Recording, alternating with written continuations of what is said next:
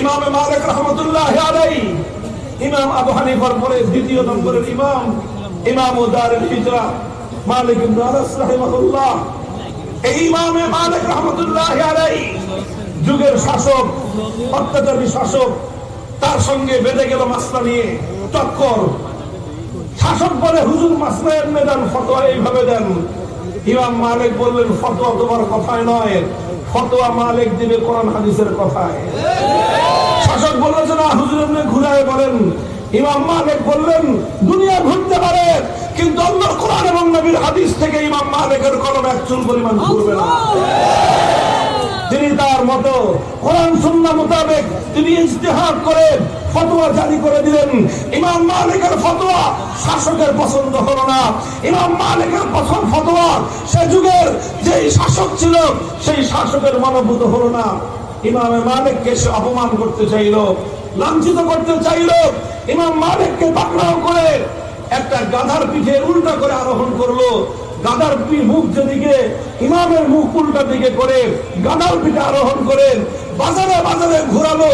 সারা দুনিয়ার মানুষকে সে দেখালো যে আমি ইমাম মালিককে অপমান করতেছি, আমি ইমাম মালিককে লাঞ্ছিত করতেছি।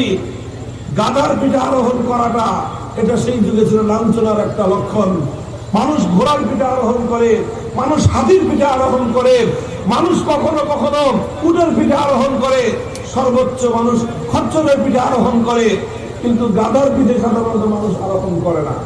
গাধার পিঠে মান বহন করা হয়, আবার সেই গাধার পিঠে উল্টা দিকে মুখ করায় আরোহণ করানো, এটা ছিল লাঞ্ছনা। যেমন আমাদের সমাজে কাউকে অপমান করতে চাইলে, লাঞ্ছিত করতে চাইলে গলার মধ্যে জুতার মালা দেওয়া হয়। বলেন গলার মধ্যে জুতার মালা, মালা তো দেওয়া হয়েছে, এই মালা দিয়ে কি সম্মান বাড়ে না সম্মান কমে? মালা যদি কাউকে দেওয়া হয় জুতার, তবে জুতার মালা গলায় দিলে তাহলে এটাকে অপমান করা হয়, এটা লাঞ্ছনা হয়, এটা অসম্মান হয়। ঠিক ওই যুগে গাধার পিঠে উল্টা দিকে আরোহণ করালে একজন ব্যক্তির সর্বোচ্চ অপমান হতো, সর্বোচ্চ অসম্মান হতো। সময়ের অত্যাচারী শাসক ইমাম মালিকের ফতোয়া পছন্দ না হওয়ার কারণে ইমাম মালিকের মাসলা তার পছন্দ হয় নাই। এই জন্য সেই ইমাম মালিককে সর্বোচ্চ লাঞ্ছিত করতে চেয়েছে, তার সম্মান ধুলায় মিশিয়ে দিতে চেয়েছে। ইমাম মালিক তার সম্মানকে কোরবান করে দিয়েছেন। আল্লাহর কোরআনের মাসলার ব্যাপারে কোনো আপোষ করেন না। আজ ১,৫০০ বছর পরে, ১৩০০ বছর পরে যদি দুনিয়ার মানুষকে জিজ্ঞাসা করেন ইমাম মালিকের সম্মান কতটুকু আর সে যুগের শাসকের সম্মান কতটুকু, সারা দুনিয়ার মানুষ বলবে ১,০০০ নয়, লক্ষ কোটি শাসক যদি একত্রিত করা হয় ইমামে মালিকের পায়ের ধুলার সমান মূল্য হবে না। আল্লাহ পাক ইমামে মালিকের সম্মান বৃদ্ধি করেছেন না সম্মান কমিয়ে দিয়েছেন? আল্লাহর দ্বীনের জন্য যারা তোমার সম্মান কমাতে যাবে, আল্লাহর কসম খেয়ে বলি তোমার ইজ্জত সারা দুনিয়ার মানুষ কমাতে চাইলে তোমার সম্মানের জিম্মাদার হবেন আমার আল্লাহ। কুল ইন্নাল ইজ্জাতা লিল্লাহি জামিআ, সমস্ত সম্মান কার হাতে? আল্লাহুম্মা মালিকাল মুলক তুতিল মুলকা মান তাশা ওয়া তানজিউল মুলকা মিম্মান তাশা ওয়া তুইজ্জু মান তাশা ওয়া তুযিল্লু মান তাশা।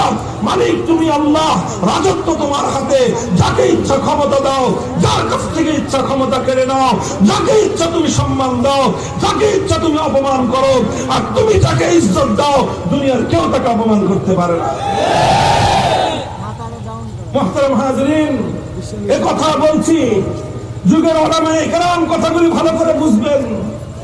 আমাদের এই যুগে ইমাম মালিক ফিরে আসবে না। আমাদের এই যুগে যদি কেউ কল্পনা করেন ইমাম আবু হানিফা আবার জন্ম নিবে, এটা হবে না। তবে এই যুগে যারা অত্যাচারী শাসক, এই যুগের যারা অত্যাচারী জালেম, তাদের এরকম ডিমান্ড পয়দা হবে, তাদের চাহিদা তৈরি হবে।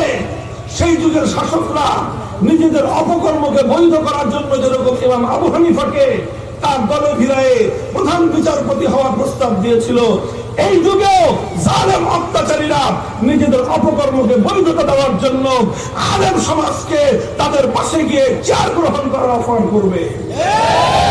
হ্যাঁ, দেশ জাতির স্বার্থে কখনো প্রয়োজন হবে উলামায়ে উম্মত বিভিন্ন মসনদ, বিভিন্ন দায়িত্ব নিতে পারে, কিন্তু কোন সময় কোন জালেম, কোন অত্যাচারীকে বৈধতা দেওয়ার জন্য কোন আলেমের জন্য সরকারি পদ গ্রহণ করা বৈধ হবে না।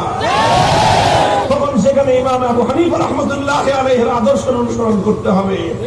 কখনো আপনার মাসলা, কখনো আপনার মাসালা, আপনার ফতোয়া শাসকের বিরুদ্ধে যেতে পারে। দুঃখ লাগে, বড় কষ্ট লাগে আমাদের এই কথাটা চিন্তা করলে। জালেমের জন্য দুঃখ লাগে না, দুঃখ লাগে ওই সমস্ত মানুষদের জন্য যারা জালেমদের অপকর্মকে আল্লাহর কোরআন এবং নবীর হাদিসের অপব্যাখ্যা দিয়ে বৈধতা দেওয়ার চেষ্টা করেছিল। আমাদের এই দেশে ভাস্কর্যের বিষয় নিয়ে বিতর্ক তৈরি হয়েছিল। আমরা পরিষ্কার ভাষায় বলেছিলাম, যে কোনো ব্যক্তির ভাস্কর্য হোক, এটা মূর্তি, আর কোন প্রাণীর মূর্তি বানানোর অবকাশ ইসলামের মধ্যে নাই, শরীয়তের মধ্যে নাই। সুতরাং এই মূর্তি এটা হিন্দুয়ানি সংস্কৃতি, মূর্তি এটা শিরকি সংস্কৃতি, মূর্তি এটা আল্লাহর একত্ববাদ বিরোধী সংস্কৃতি। ব্যর্থহীন ভাষায় আমরা কথা বলেছিলাম। আমাদের মতো আরো অনেকেই বলেছিলেন যে এইভাবে মুসলমানদের জনপদে, মুসলিম দেশের স্থানে স্থানে, বিভিন্ন পয়েন্টে পয়েন্টে, বিভিন্ন গুরুত্বপূর্ণ স্থাপনায় কোন ব্যক্তির মূর্তি বানাবেন, এটা ইসলাম সমর্থন করে না। একটি মুসলিম জাতির দেশে এটাকে কোনোদিন এটাকে সমর্থন করা যায় না। এতে ওনারা নারাজ হইলেন। ওনারা চেয়েছিলেন ওনার বাবার মূর্তি বানাবেন। আমি তখন বলেছিলাম যে দেখেন, আমরা আপনাদের কল্যাণকামী, আপনাদের প্রতি আন্তরিক পরামর্শ দেই। মুহাম্মদুর রাসূলুল্লাহ সাল্লাল্লাহু আলাইহি ওয়াসাল্লামের ইতিহাস আমি উদ্ধৃত করেছিলাম।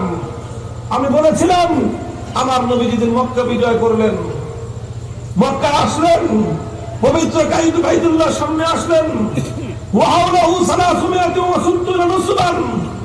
আল্লাহর নবী এসে দেখেন বাইতুল্লাহর সামনে, উপরে, নিচে, ভিতরে 360টা মূর্তি বসানো। আল্লাহর নবী বললেন, সবগুলি মূর্তি একটা একটা করে এটাকে ভূপাতিত করো। নবীজি নিজে বাইতুল্লাহর মধ্যে ঢুকলেন। ঢুকে যেই সব মূর্তি পেয়েছেন, হাতের মধ্যে লাঠি ছিল, লাঠি দিয়ে এক একটা মূর্তির পেটের মধ্যে খোঁচা মারছেন, আর এক একটা মূর্তি জমিনের মধ্যে ভূপাতিত হয়ে গিয়েছে। নবীজির কণ্ঠে উচ্চারিত হয়েছিল, জাল হক ওয়া যাহাকাল বাতিল ওয়া মা ইবদিউল বাতিল ওয়া মা ইউঈদ। হক এসেছে, বাতিল অপসারিত হয়ে যাবে ইনশাআল্লাহ। মক্কার মাটিতে আর কোনদিন এই মূর্তি নামক বাতিলের স্থান হবে না। আল্লাহর নবীর সামনে একটা মূর্তি আনা হলো বাইতুল্লাহর ভিতর থেকে, যে মূর্তিটা ইব্রাহিম আলাইহিস সালামের নামে বানানো। কার মূর্তি? নাউজুবিল্লাহ, ইব্রাহিম আলাইহিস সালামের মূর্তি বানানো। আল্লাহর নবী ইব্রাহিম আলাইহিস সালামের বানানো মূর্তি দেখে সবচেয়ে বেশি ক্ষিপ্ত হলেন, সবচেয়ে বেশি রাগান্বিত হলেন। ইব্রাহিম আলাইহিস সালাম আমাদের নবীর সম্পর্কে কি হয় জানেন? পূর্বপুরুষ।